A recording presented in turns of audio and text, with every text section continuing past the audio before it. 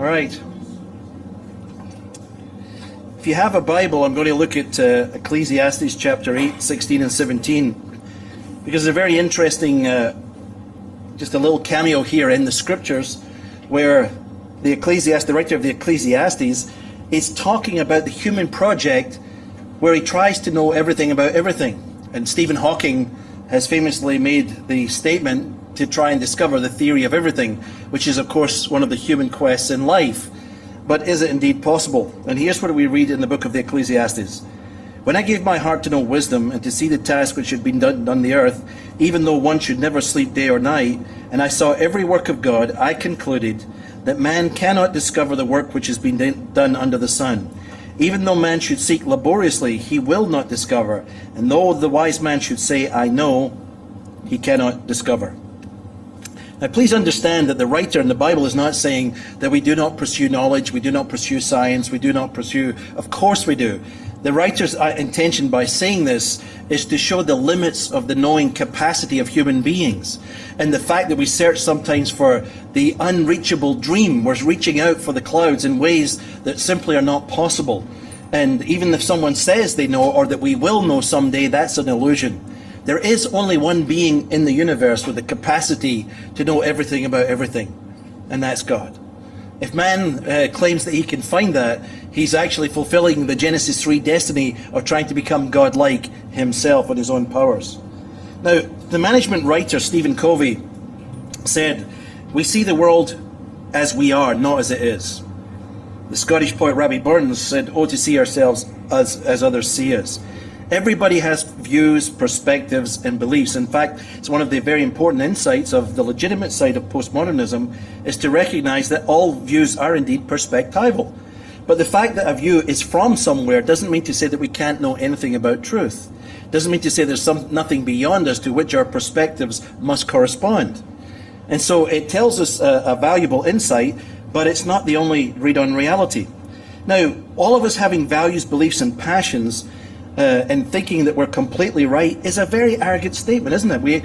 It's very difficult sometimes when we hear people making absolute statements, claiming absolute knowledge. And one of the characteristics of many of what's called the new atheists is, particularly Richard Dawkins, is absolutely sure that he's absolutely right about absolutely everything.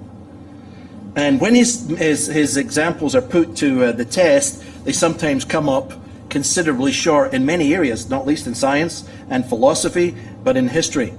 But what we're seeing today is not just really so much what Samuel Huntington called the clash of civilizations, but this is the clash of world and life views. This is a battle for the public square.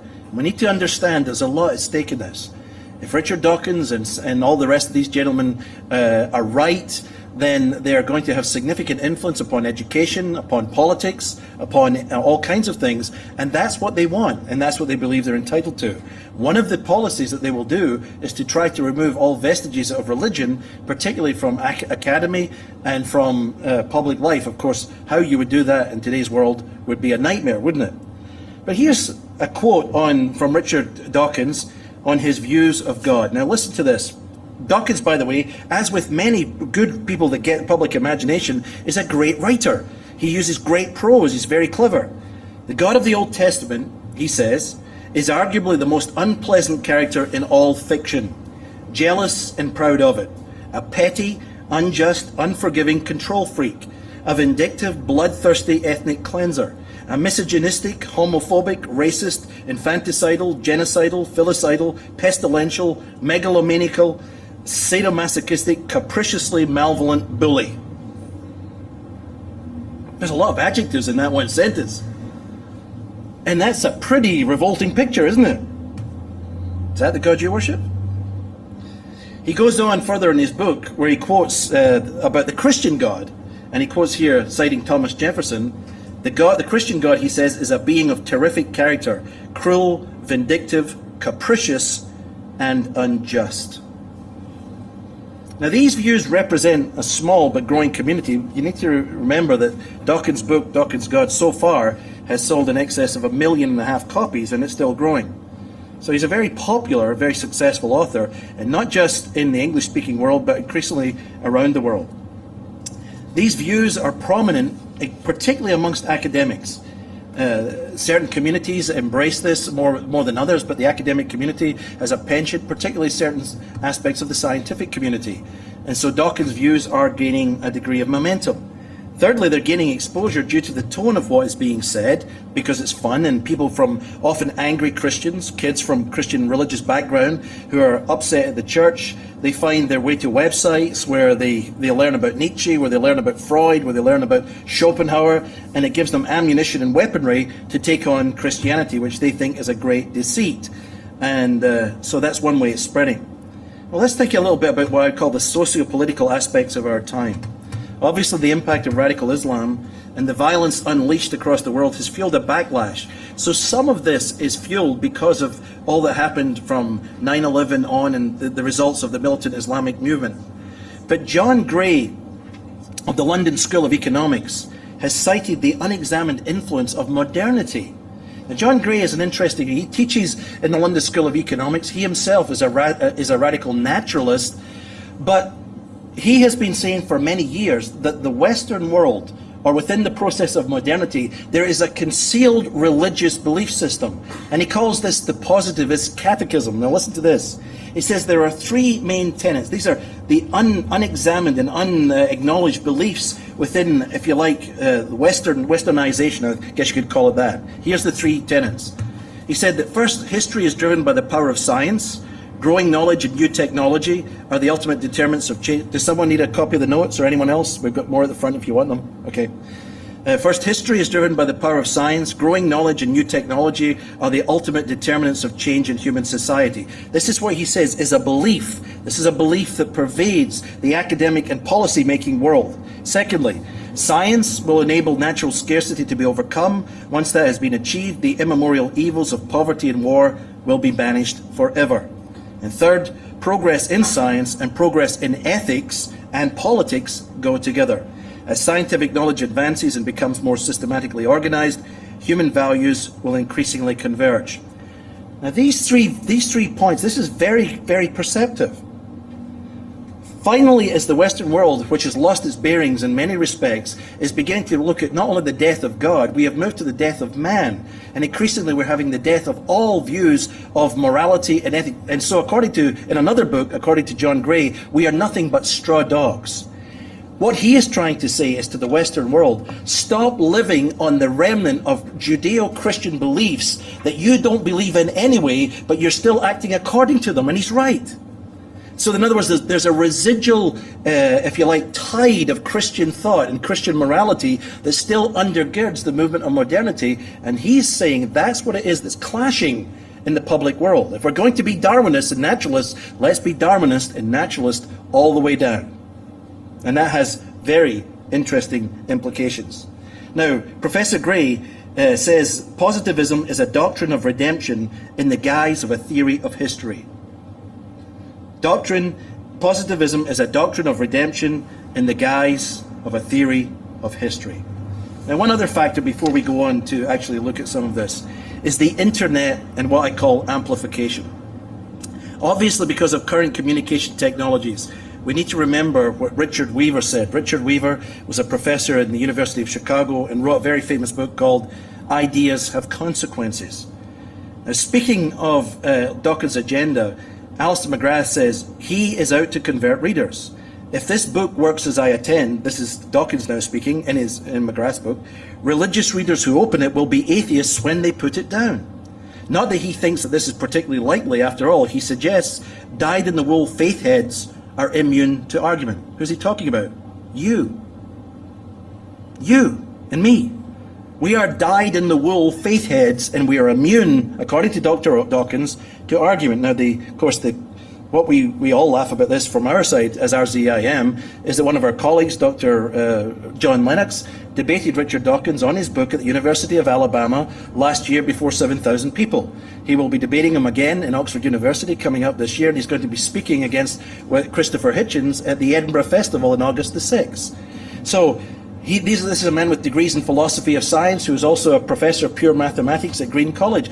Not apparently a dyed-in-the-wool faith head with no arguments, which is what Dr. Dawkins wants to make people think we all are. Now, There's a missionary vision and a goal at the heart of this movement. You need to understand that. This is not a passive movement. It's not going to roll over and play dead. It's a missionary movement, and it's out to win people to its agenda.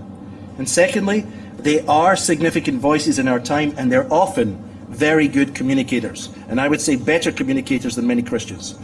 They have the rhetorical advantage because many Christians are flat-footed and not necessarily good communicators and don't think as well as they need to think in terms of responding. And we're going to have to get our rhetorical game up to speed to deal with these people. And thirdly, their ideas and their accusations must be reckoned with. When anyone makes an accusation, you should respond. Not to all of it, but to the parts that need to be responded to. So let me take you in then to exploring the new atheism. Here's an article by a man called Gabriel Michael, and he writes this, not a Christian writer. Most of these articles are pulled off of the press. He said, the problem with the sort of atheism found in the popular press is that, despite its scientific trappings, its proponents are essentially playing philosophers.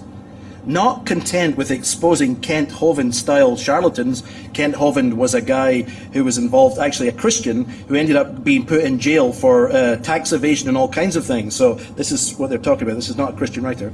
Not content with exposing Kent Hovind-style charlatans, popular atheism fallaciously argues that because science presupposes naturalism, the idea that everything can be explained through recourse to natural causes as opposed to supernatural causes, it's therefore only rational to hold to physicalism, the idea that physical things are the only things that exist, which of course excludes any concept of the supernatural.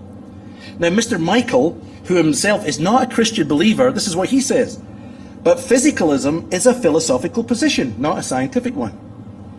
And Richard Dawkins constantly maintains that his position is a scientific argument and therefore must be true. Now, who are the new atheists? This isn't an exhaustive list, but these are the main public voices. Richard Dawkins is the author, of course, of the very famous book, The God Delusion, but he was also the author of many other books, The Selfish Gene, The Blind Watchmaker, Climbing Mount Improbable, and so forth. Christopher Hitchens is the author of the book, God is Not Great, How Religion Poisons Everything. That was written in 2007. Sam Harris is the author of two books, The End of Faith and Letter to a Christian Nation, in which he attacks America for its stupidity for believing in God and attacks Christians for their stupidity for believing in God in the first place. Daniel Dennett is the author of Breaking the Spell, Religion is a Natural Phenomenon. And Victor Stenger is the author of God, the Failed Hypothesis, How Science Shows that God does not exist. Now these materials are being translated, they are on the internet, they're in audio book form, and they're out there. And you can be sure that many young people gravitate to these websites big time, because they'll love to be interested. So you may not be a philosopher, I'm not a philosopher, you may not be a scientist, and I'm not a scientist either. But you can do reading, we can engage with this kind of stuff, and we can respond to it. It's nothing literally new under the sun. We may have to master some old arguments to bring them up to contemporary form.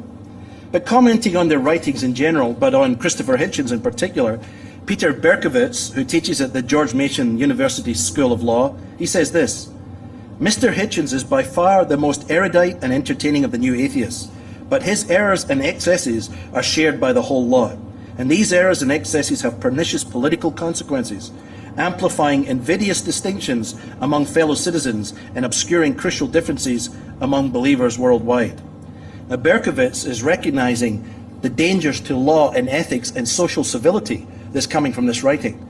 Because as this is being pumped into the bloodstream in the United States and Europe, there's creating a new militancy. It's a hostility, it's an anger. And so people of faith, whether they're Muslims or Christians or Buddhists or whatever, even New Agers, are obviously the target for this hostility. And how does this make them feel? Angry, defensive, and upset. It breaks down the fabric of civility in communication. And these guys don't care about that because that's part of their agenda. Now, what are their claims? The first thing, and an important one to you grasp as a Christian, is that religion is, in their terms, not only wrong, it is evil. Their argument against Christianity is primarily a moral argument, and only secondly and afterwards intellectual and otherwise. It's a moral argument that God and the claims of Christianity are revolting, repulsive, and simply evil. And that people who believe in God or who follow some kind of religious worldview are intellectually inferior, or you're mentally deranged or deluded, or you're subject to forces that are both irrational and beyond reason. Now this is you. We're talking about you in this room, because if you're in this room, you've already marked yourself out. So this is how you're being described. And the question is, are you going to allow these people to describe what you are, or are you going to describe yourselves? Because they will paint with a wide brush and have latitude to do that. Now, Alistair McGrath finally rose to the challenge, because Alistair McGrath himself has a PhD in science and a PhD in theology, and is interested in both theology and science all of his life, as are many Christians, and many people. There is no conflict between science and Christianity in that sense. But Alistair finally rose to the provocations of Dawkins when he realized the man was on a polemical rant, that he was going, way beyond the spheres of what he can say or should say as a writer. And he went through Dawkins' writings, and here's what he pulls out: the 4 interconnected grounds why Dawkins has taken the position that he says.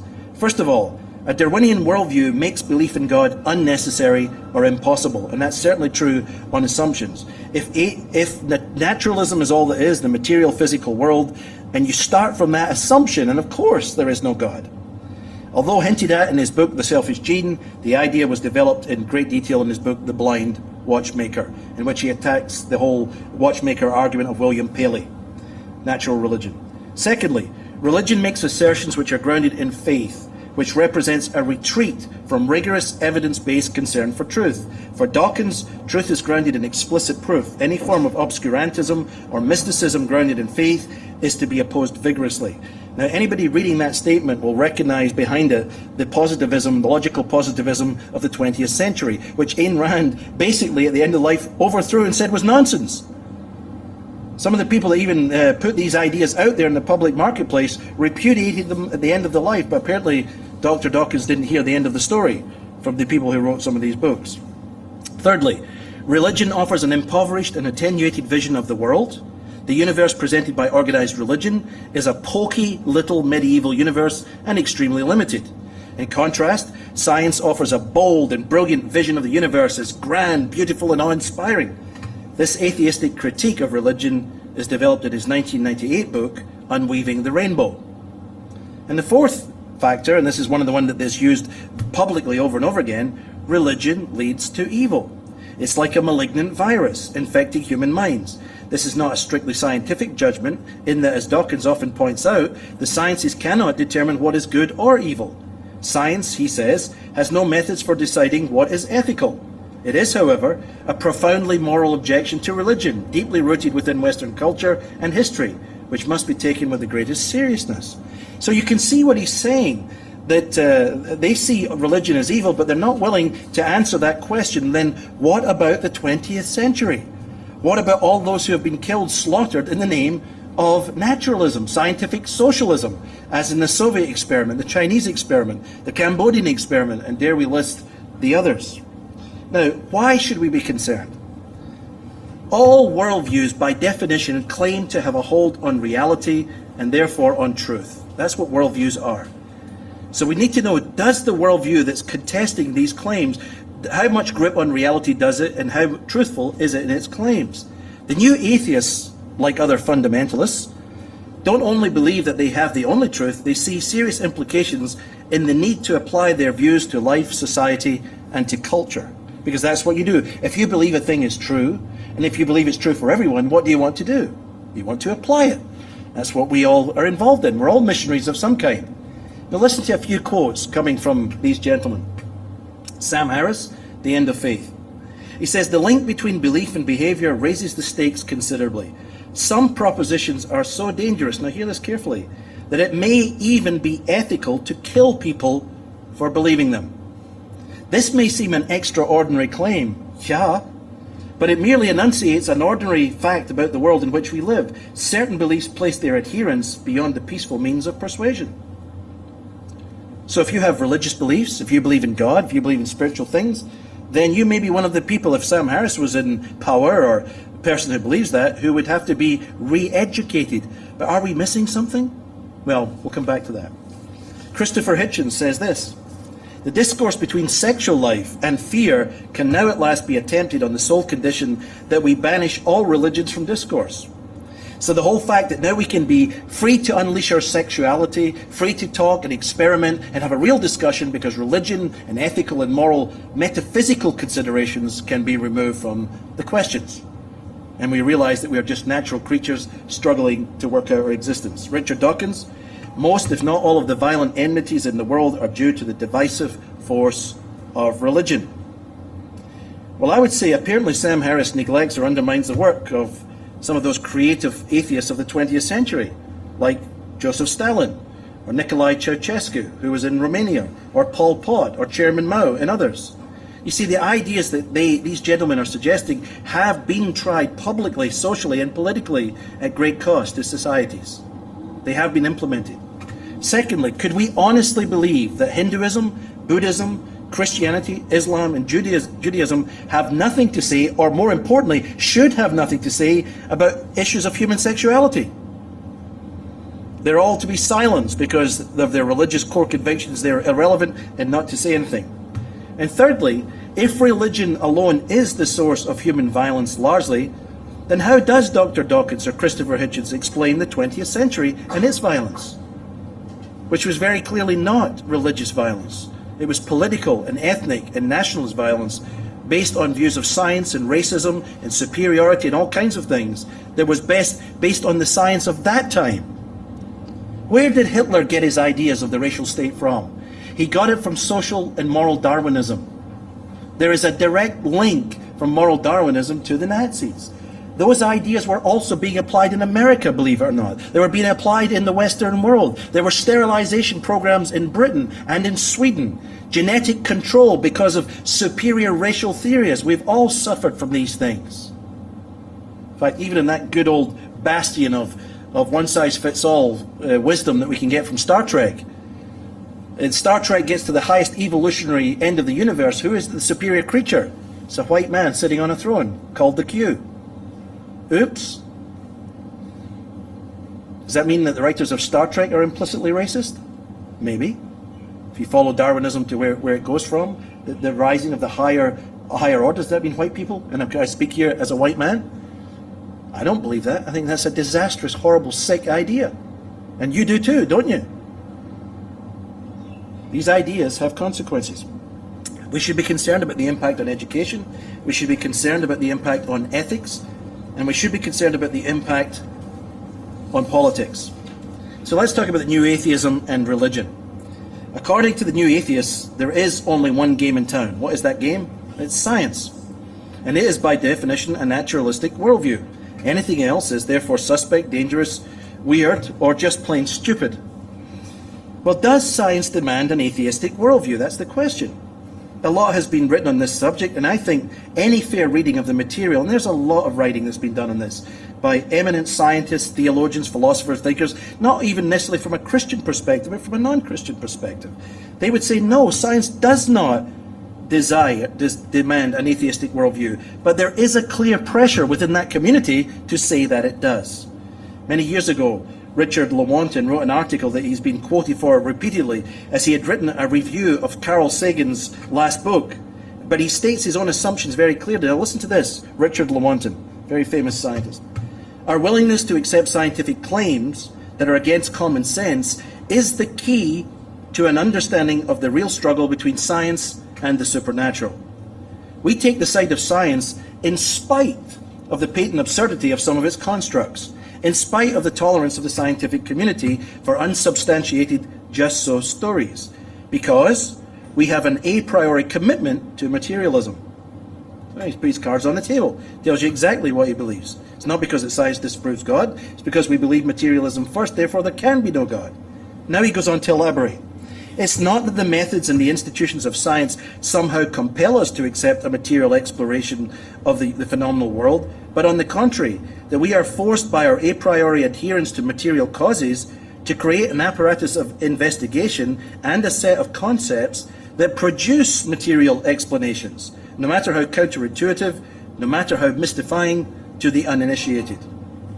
Now, I could give you a list of many more prominent scientists and famous people who say a similar thing as he says. We could also note, as you read through his own words, his underlying philosophical commitments. He's stated them very clearly. and that this belief is not the conclusion of an argument, but it's necessitated by its premise. The premise is there, and it brings the outcome. So it's not the conclusion of a well thought through argument. Let's listen to a couple of alternative voices now. Here's Keith Ward. To the majority of those who have reflected deeply and written about the origin and the nature of the universe, it has seemed that it points beyond itself to a source which is non-physical and of great intelligence and power. Almost all of the great classical philosophers, Plato, Aristotle, Descartes, Leibniz, Spinoza, Kant, Hegel, Locke, Berkeley, saw the origin of the universe as lying in a transcendent reality. They had different specific ideas about this reality and different ways of approaching it. But that the universe is not self-explanatory and that it requires some explanation beyond itself was something they accepted as fairly obvious. In other words, those who really looked into these questions with an open heart on the evidential side were driven by the sense of wonder, by the awesome power of the universe, to realize there was something bigger in the universe, that the heart of reality was more like a mind than matter, more like something intelligent, like a supermind. And of course, that was a key issue that came to finally grab C.S. Lewis in his own journey as he tried to sort out this question. Now here's the Nobel Prize winner for physics, Arno Penzias, and he says this: astronomy leads us to a unique event, a universe which was created out of nothing, one with a very delicate balance needing to provide exactly the right conditions required to permit life, and one which is an underlying, one might say, supernatural plan. Man, that's not bad from a scientist, is it? From someone who is studying these things and who feels compelled by the evidence to think, you know, the fine-tuning of the universe is such a key these days. You can go to the Reasons to Believe website of, trying to remember his name. No, we have Bill Dembski, but I was trying to think of the other physicist. Anyway, the Reasons to Believe, it gives you a lot of the scientific, every day they search for one new factor in the universe, a cosmological constant. Sorry? Yeah. Cosmological Gonzalez, that's right.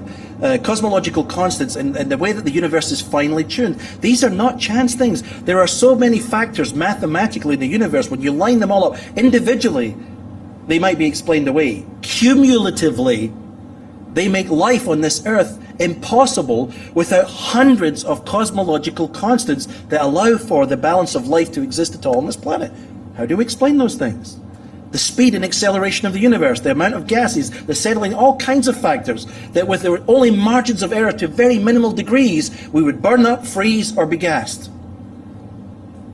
But they happen in exact proportions in just this planet that allows us to be here and breathe. Now, David Berlinski is a secular Jewish writer, actually works for the Discovery Institute because he likes to take on his aggressive atheistic colleagues. He himself is not a believer. But he's written a brilliant book. In fact, I think the best book to give to a non-Christian on this subject that I have read is this book called The Devil's Delusion by David Berlinski. Because he's speaking as himself a scientist and as a person who's not committed to belief in God as we would understand it, but yet he takes these guys on hook, line and sinker. He says this: is there a God who among other things has created the universe? It is not by its conclusions, C.F. von Weizsäcker has written in The Relevance of Science, but by its methodological starting point, that is modern science direct creation. Our methodology would not be honest if this fact were denied. Such is the faith in the science of our time, and which we all share. Berlinski goes on to constantly show that what Dawkins and Thayer's think is rational, organized, objective truth is a faith. It is a faith commitment itself that stands on faith principles, and though they don't admit it, it stares out from much of their writing. Now, naturalism or Darwinism, the only game in town. What do we mean when we use the word naturalism? It's the theory that affirms that all beings and events in the universe are natural and therefore can be fully known by the methods of scientific investigation. That's basically naturalism in a nutshell. The theory that affirms that all beings and events in the universe are natural and therefore can be fully known by the methods of scientific investigation. Richard Dawkins makes his position clear. As an academic scientist, I am a passionate Darwinian, believing that natural selection is, if not the only driving force in evolution, certainly the only known force capable of producing the illusion of purpose which so strikes all who contemplate nature. The Devil's Chaplain. Now notice what he says. The only force capable. So he almost deifies evolution and producing the illusion of purpose. He said, those who look constantly, and he does this in his books, if you look deeply into science, if you look deeply into nature, if you look deeply into processes, you will come up what looks like incredible complexity in design. But you just think it's design. It's not design. Trust me, it just happened. Oh, it looks like design, it smells like design, it acts like design, but it's not design. So once you get that clear, everything will be fine. Just believe it. Just believe, brothers and sisters, just believe. Yes, Lord. Hand out the cards. Now, Dawkins proposes that we must be realistic and courageous, because you see, our theory of life, because ideas have consequences, touch every life. So how does that apply to suffering, say, pain, cancer, divorce, human tragedy? Well, here's what Dawkins says. In a universe of blind physical forces and genetic replication, some people are going to get hurt, other people are going to get lucky, and you won't find any rhyme or reason in it, nor any justice. The universe we observe has precisely the properties we should expect if there is at bottom no design, no purpose, no evil, and no good. Nothing but blind, pitiless indifference. Well, wait a minute, Dr. Dawkins, I'm confused. This is from your book, River Out of Eden. If there's no good and no evil, then why are you ranting and raving about the evils of religion?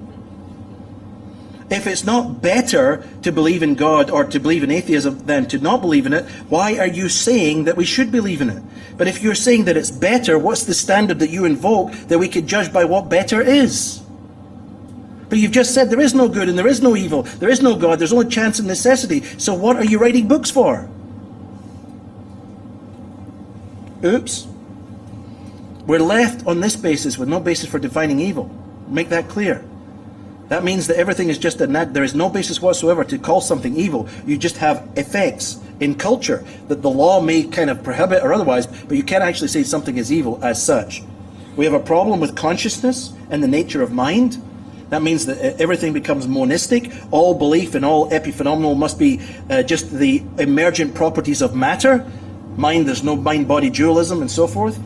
And then we struggle to define things like beauty, love, hope, and goodness, or anything of a transcendent nature. What are these things? Are they real, or are they just chemicals? You take your wife out for a date, you light some candles, and you talk about the biological stimulation you both experience and the chemical exchange of fluids that you're going to share, and how you just basically are having a physical encounter in a sociological environment that just... How do you think that will go on your first anniversary? Religion, according to Dawkins, is both a delusion and it is dangerous. Well, where does religion come from? Well, several things, they say. The first is that belief in God is a result of a projection of our desires or fears onto the canvas of life. The only reason you believe in God, the only reason anybody believes in God, is because of fear, because of lack of education, because of superstition, and therefore it's a projection. Now, this isn't a new argument. This goes back, of course, to Schopenhauer in the 18th and 18th century, but it also goes back before that to the Greeks, to the Sophists. So it's got a long history. Secondly, and this is Dr. Dawkins' contribution, religion is the result of the reception of a meme. You get that? A meme. What's a meme? It's a mind parasite. Now, what is this? Alistair McGrath says it is a Dawkins construct which identifies it as the fundamental unit of information or instruction which gives rise to cultural artifacts and ideas. Now, please understand, there is no such thing as meme theory other than the fact that Richard Dawkins wrote this in a book. There's not a science of meme theory, although they're trying to invent one. He is maintaining that memes are cultural transmissions in the terms of ideas similar to genetic ideas. He's extrapolating the metaphor of genetic theory and moving it into the realm of cultural transmission. But let's look at this a little bit slower. The whole projection argument, if that bothers you for any reason, it's been handled very ably by a professor of psychology in New York University called Paul Vitz, who's written an excellent book on this subject called Faith of the Fatherless. And in that book, as a Christian, he basically demolishes the whole projection argument. Because if the theory is valid, it must work both ways. In other words, if God belief is a projection of our fear or wish for God onto the universe, atheism might equally be a projection of our fear of or our wish against God onto the universe. You see what I'm saying? If they are claiming that I believe in a God because I need a God, I want a God, I'm afraid of things, therefore that I project that out and therefore God is there, then maybe the fact that I don't want a God, or I'm alienated against a father figure, or I'm in primal rebellion, I don't want a universe in which a God lives. Well, that works, doesn't it? If you study the biographies of many of the atheists, you'll find that works very, very well. That's not a philosophical argument. That's a psychological argument, and we recognize it's invalid. But if it's good for the goose, it's good for the gander. But it's an invalid argument either way, and so it doesn't really work. But if you want to look at it more thoroughly, you can look at Paul Vitz's book. Well, what about meme theory? Alister McGrath responds, the simple fact is that they are, in the first place, hypothetical constructs, inferred from observation rather than observed in themselves. In the second place, they are unobservable. And in the third place, they are more or less useless at the explanatory level. This makes their rigorous investigation intensely problematic and their fruitful application somewhat improbable. So when somebody is throwing up the meme theory, get a copy of this book, by the way, Dawkins' God by Alister McGrath, because there's much more thorough, there's a lot of information in there, there's much more useful and gives you the specific things, and you can deal with this fairly adequately. These aren't heavy books to read, at least I don't think they are, but might be of useful to your ministry. Well, what about the claim that religion is dangerous? Well, Michael Shermer is no believer in God. In fact, has written lots of books against Christianity. But he's the president of the Skeptic Society, and as to the claim that religion is inherently and universally dangerous and evil and violent, is some religion dangerous, evil, violent? Of course it is. Are some atheists dangerous, evil and violent? Of course they are. So the problem seems to be a human problem, not a religious or an atheistic one necessarily. But this is what Michael Shermer says. However, for every one of these grand tragedies, this is religious acts of violence, there are 10,000 acts of personal kindness and social good that go unreported. Religion, like all social institutions of such historical depth and cultural impact, cannot be reduced to an unambiguous good or evil. Now this is written by a man he's not on our team. You hear what I'm saying? This is someone who's quoting that he does not accept what these guys are saying. Religion is not uniformly evil in that sense. So let's talk then about engaging the new atheism. How are we doing? You still with me? You haven't fallen asleep? Your lunch has gone down too far yet? Or no? Okay. All right.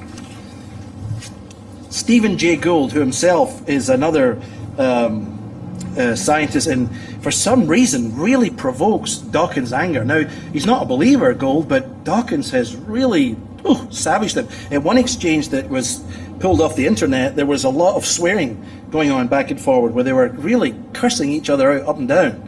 Because Gould takes a moderate position, and because Dawkins thinks that that means he's a wuss, and that he basically goes after with all guns blazing. But Stephen Jay Gould has spoken out against the idea that science has or is able to disprove God. He speaks about an incident when he was growing up.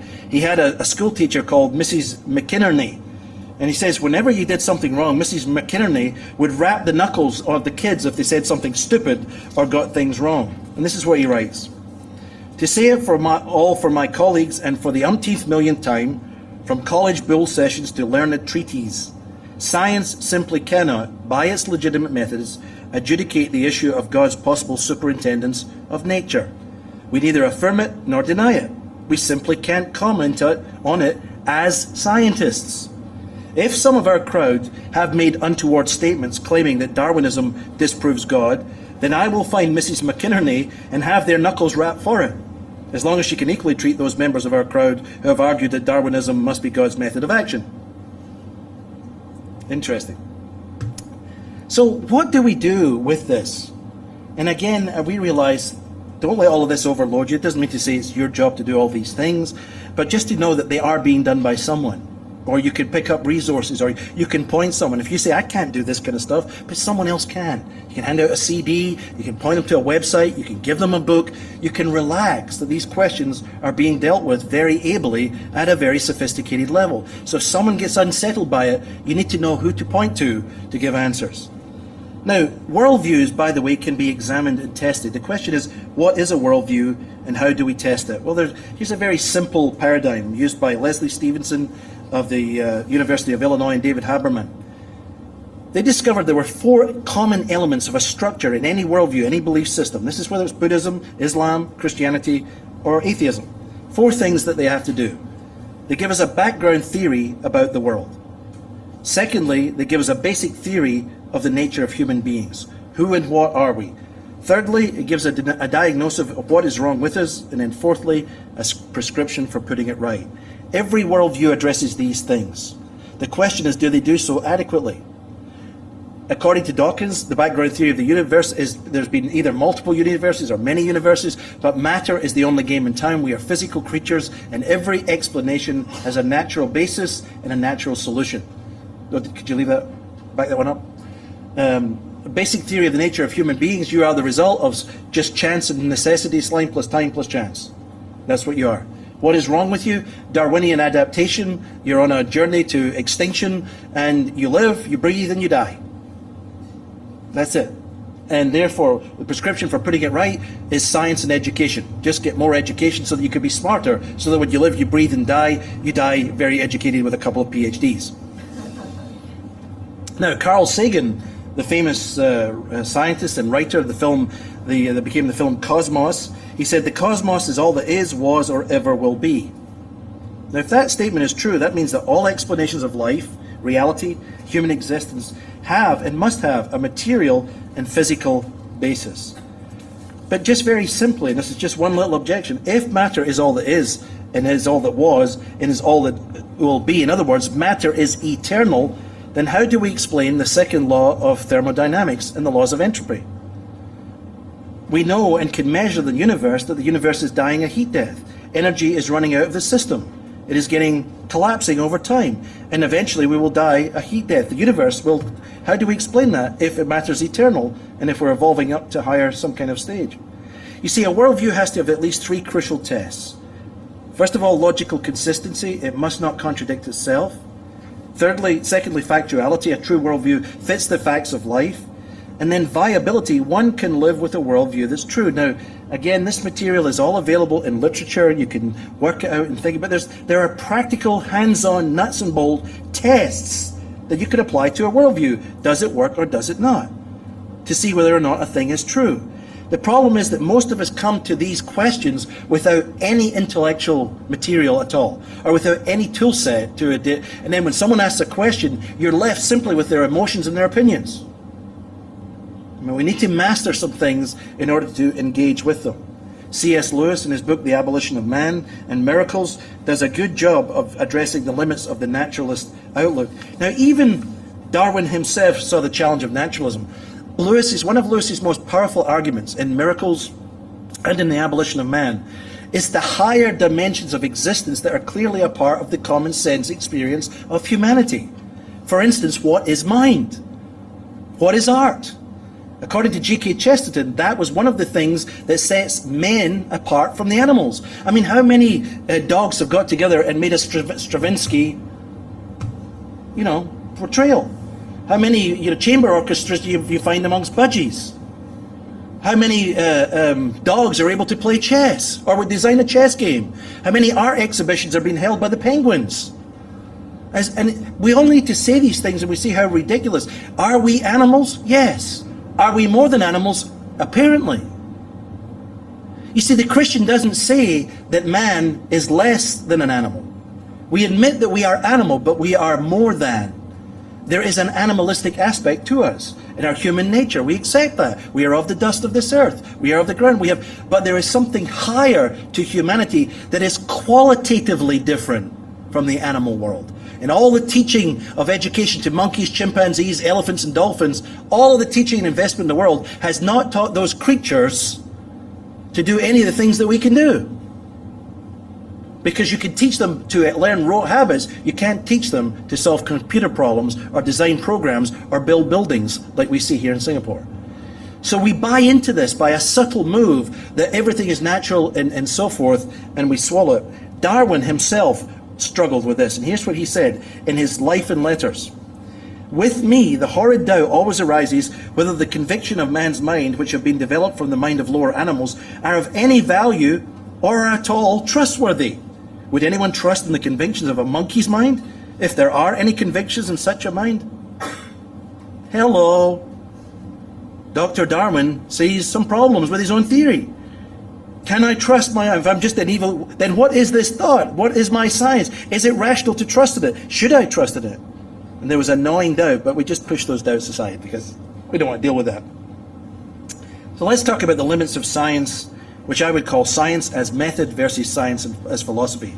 A Christian has no problem with science as a method. There's a difference between science and scientism. Scientism is a philosophical outlook that is not demanded by science itself. Alistair McGrath says this: Dawkins presents Darwinism as an intellectual superhighway to atheism.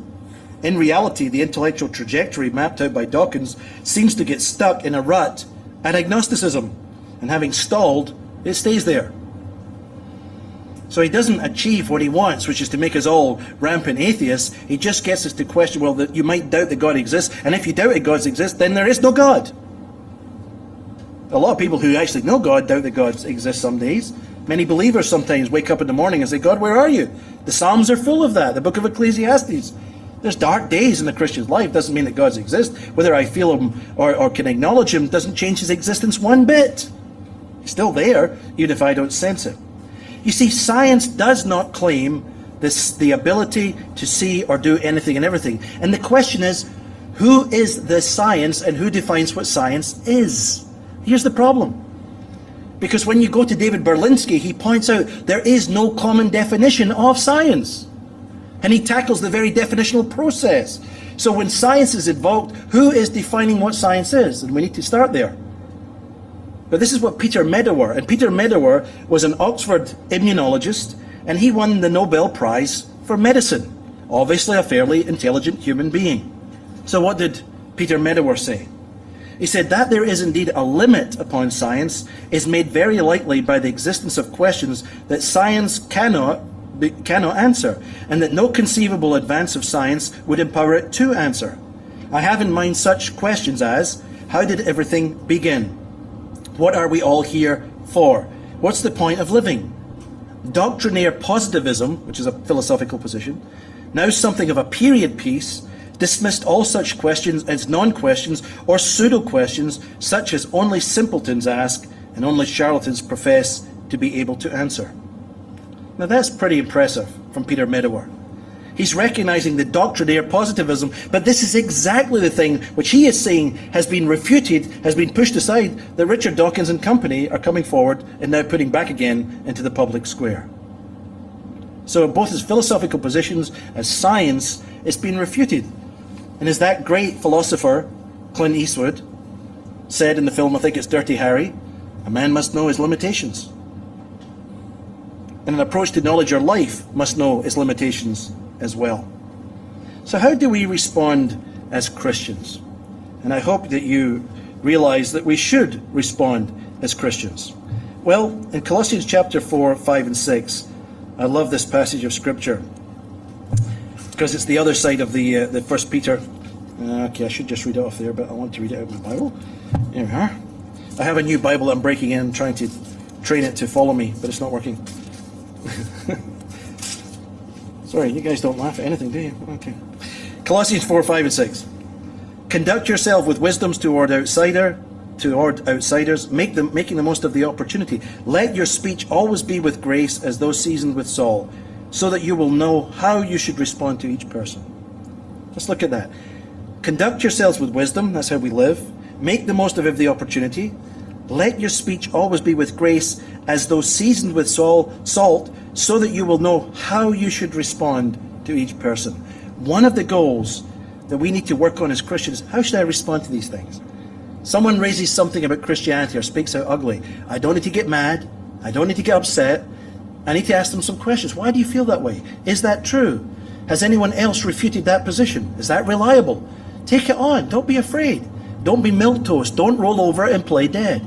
You say, I understand you may be very agitated. You might think that's a serious accusation. But if I can't speak to that question, how about I invite I Ching or maybe Brian or LT to come across and let's have a discussion. Let them do a presentation and you can ask them any question you want afterwards. Would you be open to that?